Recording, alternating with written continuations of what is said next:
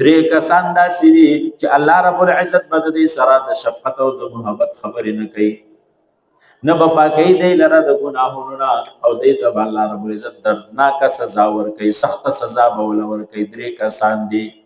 شیخ زانن، یو په دې دریو کسانو کې چې دی بوډا زناکار دی. څوک؟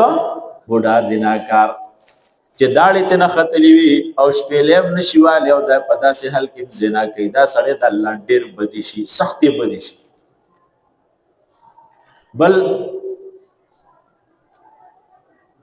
بادشاه چې دی دروغجن وي، د قوم مشر وي، امیر وي او دې څه وي لکه دروغجن.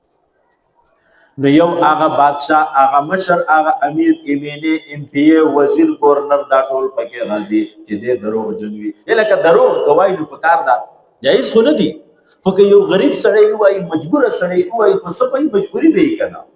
د زورور سړي دروغو ته ضرورت شته؟ ولې وایي؟